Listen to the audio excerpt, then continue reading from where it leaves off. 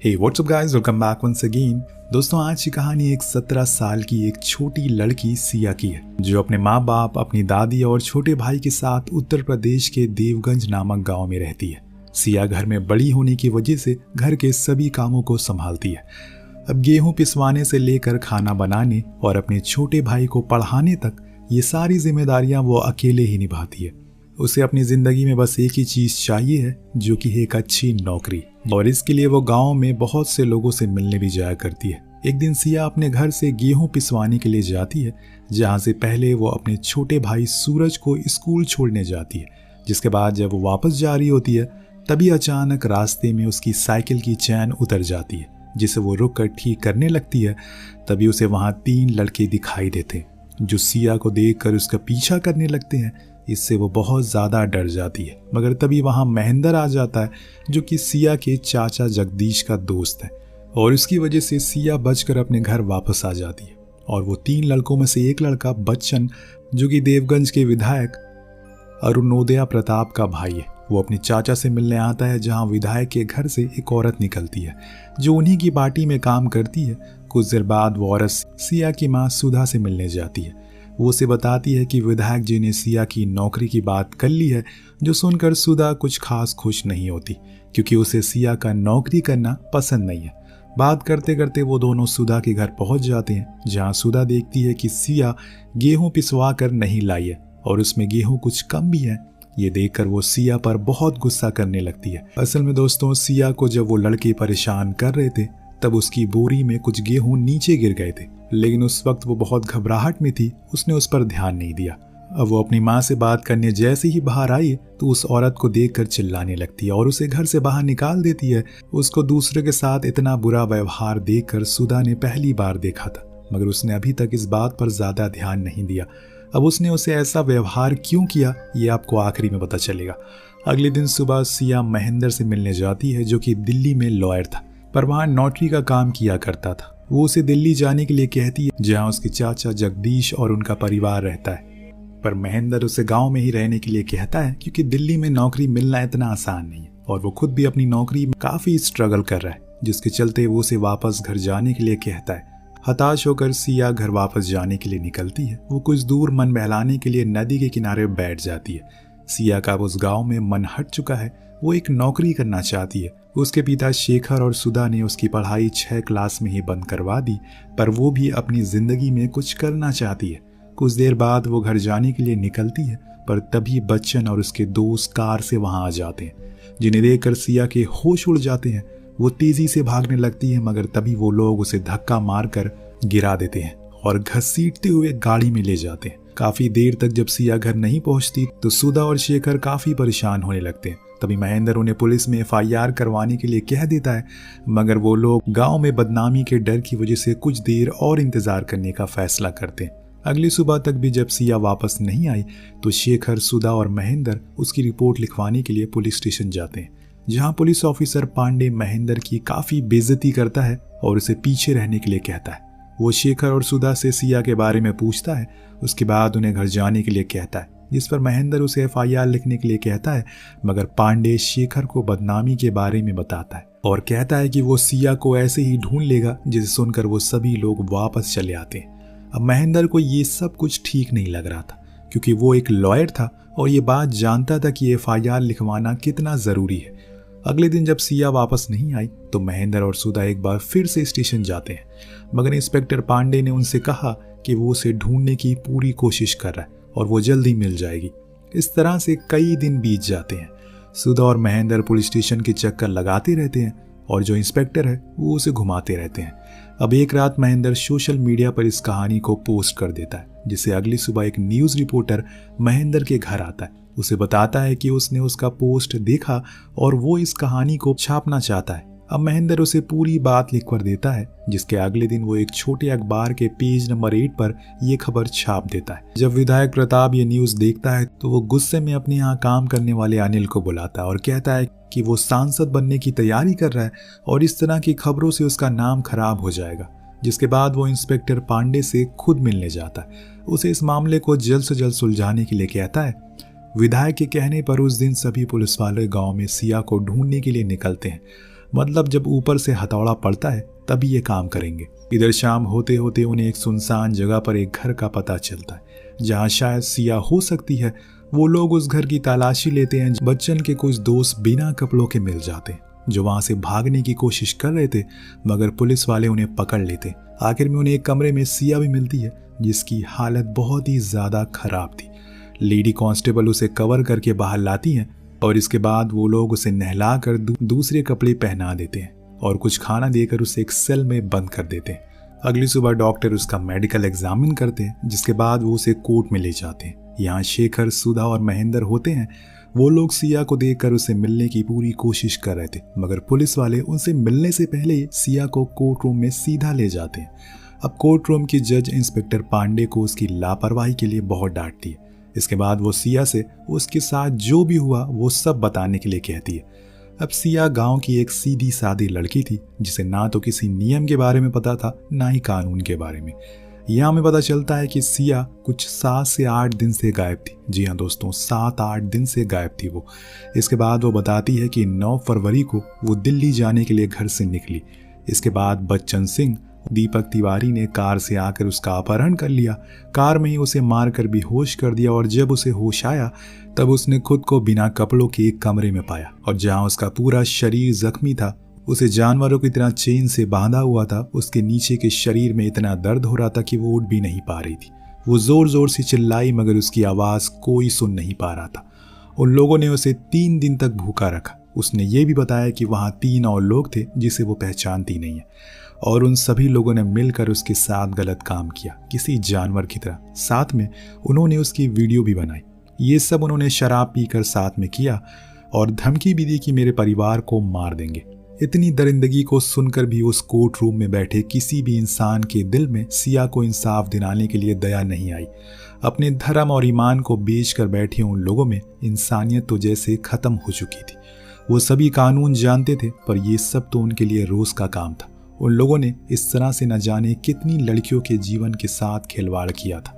कुछ देर बाद सिया को उसके घर वालों को सौंप दिया जाता है। यहाँ सूरज भी सिया को देखकर बहुत खुश होता है क्योंकि इतने दिनों बाद उसकी दीदी वापस आई थी।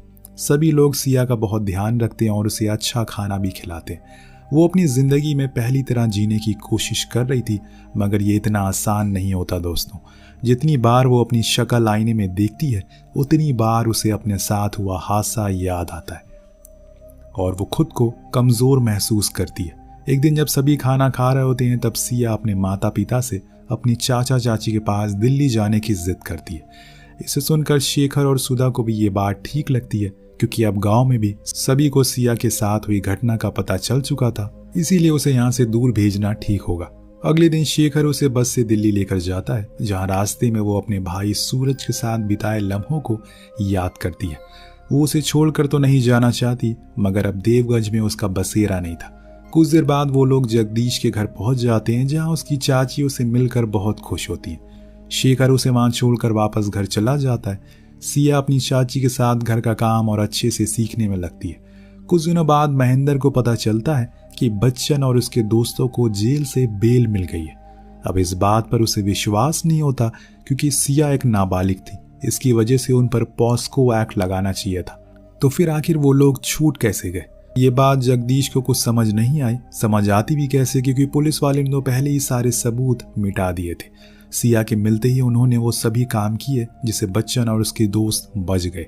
जब ये बात महेंद्र ने सिया को बताई तो उसे बहुत गुस्सा आया क्योंकि उसकी अंतरात्मा न्याय चाहती है जो उसे नहीं मिल पा रहा है। कुछ दिनों बाद जगदीश के पास विधायक अनुरोध प्रताप का कॉल आता है। उस समय वो लोग सिया की शादी की बात कर रहे थे क्योंकि उसके अलावा अब उनके पास कोई विकल्प नहीं बचा। वो लोग अब इस केस पर और लड़ नहीं सकते। विधायक का कॉल देखकर जगदीश ने उसे स्पीकर पर डालकर बात करना शुरू किया जिससे सभी लोग उनकी बातें सुन सके। बातों ही बातों में विधायक ने सिया की शादी बच्चन के साथ करवाने का प्रस्ताव रखा और जिस पर जगदीश कुछ भी ना कह सका, मगर सिया तो ये बात सुनकर उसकी रूह कांप गई। जिस आदमी ने उसके साथ इतना गलत किया आखिर वो उससे शादी कैसे कर सकती है? जिसने उसे जानवरों की तरह रखा वो शादी के बाद तो उसे बेच कर खा जाएगा। ये सब सोचकर वो बुरी तरह रोने लगी। इसे देखकर उसकी चाची ने उसे संभाला। सिया को तो ये रिश्ता बिल्कुल मंजूर नहीं था मगर उसके घर वाले कहीं न कहीं इस रिश्ते से सहमत थे। उनका मानना था कि इतनी बदनामी होने के बाद अब सिया से शादी कौन करेगा, और बच्चन से अगर उसकी शादी हो गई तो सारी परेशानी खत्म हो जाएगी। ये सब सुनकर महेंद्र को तो बिल्कुल ठीक नहीं लगता, क्योंकि उसे सिया के साथ हुए जुर्म का एहसास था। वो उसे इंसाफ दिलवाना चाहता है, मगर सिया के घर वाले उसके लिए लड़ना नहीं चाहते। वो जानते हैं कि महेंद्र कितना पावरफुल है। अगले दिन उसके चाचा चाची आपस में उसकी शादी की बात कर रहे थे, जिसे सुनकर वो महेंद्र के पास जाती है और खुद को इंसाफ दिलवाने के लिए कहती है। अब महेंद्र पहले तो उसे समझाता है कि उसके घर वाले लड़ने के लिए तैयार नहीं है, तो कहीं बाद में वो पीछे तो नहीं हट जाएगी, जिस पर सिया कहती है कि उसे अब सिर्फ इंसाफ चाहिए। जो सुनकर महेंद्र उसकी मदद करने के लिए तैयार था और सिया को उसके साथ जो भी हुआ उसे एक पेपर पर लिख कर देने के लिए कहता है। वो घर जाकर जगदीश को इस बारे में बताती है, जिसे सुनकर जगदीश उसे समझाता है कि जो वो कर रही है उसके हिसाब से वो ठीक नहीं है, क्योंकि वो बहुत बड़े लोगों के खिलाफ लड़ने जा रही है। तो हो सकता है कि उनके परिवार के साथ कुछ बुरा हो जाए, मगर सिया तो अपना मन बना चुकी है। इसीलिए वो रात में सबके सो जाने के बाद अपने साथ हुई सभी बातों को कागजों पर लिख देती है। अगली सुबह सिया, महेंद्र और शेखर देवगंज जाने के लिए बस में बैठते हैं, जहां पर सिया महेंद्र को वो पेपर देती है जिसमें उसने सब कुछ लिखा था। इसके बाद वो और महेंद्र कोर्ट में केस फाइल करने के लिए जाते हैं। तभी अचानक महेंद्र को वहां विधायक प्रताप के लोग दिखते हैं। उसे यहाँ देखने के बाद वो लोग सिया के घर पहुंचते हैं और शेखर को उसके घर से बाहर निकाल कर एक पेड़ पर बांध देते हैं और बहुत बुरी तरह से मारते हैं। सुधा अपने पति को बचाने की पूरी कोशिश करती है, पर वो कुछ कर नहीं पाती। वो लोग बार बार उन्हें इस केस को बंद करने के लिए कह रहे थे। इसके बाद पुलिस आकर खून से लथपथ शेखर को बहुत मारती है और पकड़ कर ले जाती है। जब ये सब महेंद्र को पता चलता है तो वो शेखर की एक वीडियो रिकॉर्ड करता है, उसे मीडिया में दे देता है, जिसे शेखर अपने साथ जो भी कुछ हुआ उसके बारे में बता रहा था। इन सब के बाद पुलिस वाले सिया और उसके परिवार को शेखर से मिलवाने के लिए हॉस्पिटल लेकर जाते हैं, मगर वो बीच रास्ता बदल लेते और उन्हें एक सुनसान जंगल में ले जाते, जहां वो लोग देखते हैं कि शेखर की चिता जल रही है। अब वो इस दुनिया में नहीं रहा। इस तरह की दरिंदगी को देखकर सिया और उसके घर वाले तो पूरी तरह से पागल हो जाते हैं, मगर उसी वक्त एक बार फिर महेंद्र वीडियो रिकॉर्ड कर लेता है, जहां वो ये सब कुछ दिखा रहा था। ये वीडियो सभी जगह आग की तरह फैल जाती है, जिसके बाद अगले दिन एक प्रेस कॉन्फ्रेंस बुलाई जाती है, जहां सभी मीडिया वाले विधायक प्रताप से सिया और उसके परिवार के साथ हुए दरिंदगी के बारे में बहुत सारे सवाल पूछते हैं। इस पर विधायक झूठ कहता है कि उसे इस केस के बारे में कुछ जानकारी ही नहीं है। अब पेपर और मीडिया में बात फैलने के बाद राज्य सरकार इस मामले में सीबीआई जांच का ऑर्डर देती है। तो अब ये पूरा केस सीबीआई के अंडर आ चुका है। सिया को सीबीआई एक बार फिर पूछताछ के लिए बुलाती है। वो सिया से पूछते हैं कि उनके पास 3 रिपोर्ट है, जिसमें हर रिपोर्ट में उसने अलग अलग लोगों का नाम लिया है, तो आखिर सच क्या है। जो सुनकर सिया बहुत ज़्यादा घबरा जाती है और बाहर भागकर अपनी माँ के गले लग जाती है। एक बार वो फिर अपनी माँ के साथ स्टेटमेंट देने के लिए आती है, जहां वो एक और बड़े राज का खुलासा करती है। वो बताती है कि 4 फरवरी को विधायक प्रताप ने उसे नौकरी के बहाने अपने घर पर बुलाया, जहां उसकी पार्टी में काम करने वाली औरत ने उसे बहला फुसला कर विधायक के कमरे में भेज दिया और वहां जाकर उसने उसके साथ बहुत गलत काम किया। यही वजह थी कि अगले दिन जब वो औरत सिया के घर आई तो उसने उसे घर से भगा दिया, पर शर्म की वजह से वो अपने घर वालों को ये सब बता नहीं पाई। ये बस एक घटना नहीं थी। 9 फरवरी को बच्चन और उसके दोस्त उसे उठाकर ले गए। लोगों ने बहुत दिनों तक उसके साथ गलत काम किया, और इससे बड़ी बुरी चीज क्या हुई, वहां की फीमेल कांस्टेबल ने उसे कहा कि घर पर उसका परिवार है, छोटा भाई है, और इसीलिए वो किसी के भी सामने सोच समझ कर भी कुछ भी बोले। पर जब उसने सच बोलने की हिम्मत की तो उसके पिता को जलाकर मार दिया गया।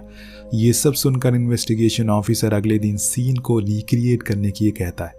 वो महेंद्र से पूछता है कि आखिर इतना बड़ा इंसिडेंट हो जाने के बाद भी उसने एफआईआर क्यों नहीं लिखवाई।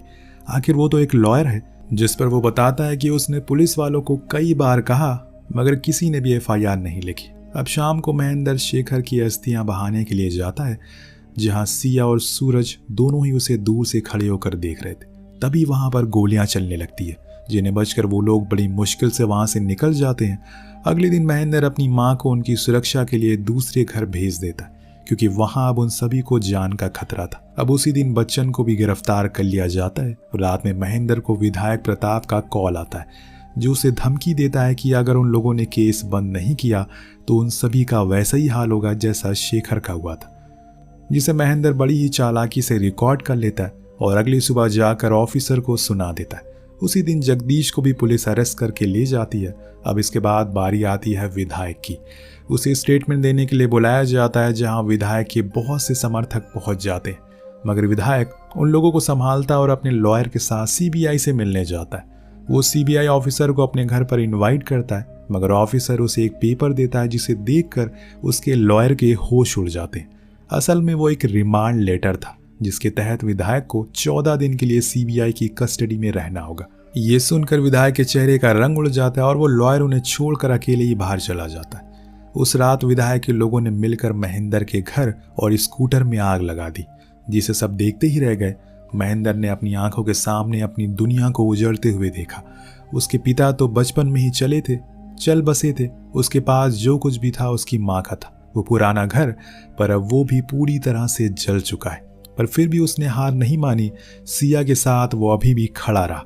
अगली सुबह सिया सीबीआई की टीम के साथ सीन को रिक्रिएट करने की कोशिश करती है, जहां वो सब कुछ उसे याद आ जाता है जो उस दिन उसके साथ हुआ। अगले दिन सुबह सिया, महेंद्र, सुधा और सिया की चाची जगदीश हियरिंग के लिए कोर्ट जाने लगते हैं, जहां महेंद्र ने एक कार अपनी किसी पहचान वाले से उधार ली थी, जिसमें बैठकर वो सभी लोग कोर्ट जा रहे थे। सिया की चाची को डर था कि कहीं वो लोग जगदीश को भी शेखर की तरह ना मार दे। उन्हें इतना परेशान देखकर महेंद्र कहता है कि आप सब परेशान मत हो, हमें इंसाफ जरूर मिलेगा। जो सुनकर सिया कहती है कि ऐसे इंसाफ को पाने का क्या फायदा जिसे लेने के लिए कोई जिंदा ही ना बचे। तभी अचानक से उनकी कार को एक ट्रक बुरी तरह से टक्कर मार देती है, जिससे उन सभी का एक बड़ा एक्सीडेंट हो जाता है। कुछ देर बाद पुलिस इन्हें रेस्क्यू करने के लिए आती है, जहां सिया का खून से लथपथ हाथ मदद के लिए कार के अंदर आवाज कर रहा था। सभी को गाड़ी से बाहर निकाला जाता है। इसमें सिया को छोड़कर बाकी सभी लोग मर चुके थे। जी हाँ दोस्तों, उन लोगों ने एक पूरे परिवार को, एक बेकसूर परिवार को जान से मार दिया। 11 दिन बाद एक न्यूज़ रिपोर्ट में बताया जाता है कि सिया का केस अब तक किसी नतीजे पर नहीं पहुंचेगा कैसे? सारे गवाह को तो उन लोगों ने जान से मार दिया। अब कहानी के फाइनल सीन में हम सिया के छोटे भाई सूरज को देखते हैं, जो हॉस्पिटल में अपने पूरे परिवार को खोकर अपनी बहन के पास बैठा होता है। और इसी के साथ ये कहानी यहीं पर खत्म हो जाती है। इस कहानी में हमारे भारत के भ्रष्ट पॉलिटिक्स सिस्टम को और हमारे समाज की कुछ अहम कमजोरियों को दिखाया गया है। किस तरह से एक गरीब परिवार ताकतवर लोगों के पैरों तले बुरी तरह कुचल दिया जाता है और फिर भी उन्हें इंसाफ नहीं मिलता। इस कहानी की मदद से दिखाने की कोशिश की गई है। और हर कहानी की तरह क्या ये भी सिर्फ एक कहानी है? इस कहानी को देखने के बाद आपकी क्या राय है? इस कहानी को देखने के बाद आप क्या कहना चाहते हैं? नीचे कमेंट करके ज़रूर बताइएगा। मिलते हैं अगले वीडियो में। Thank you so much watching. Peace out.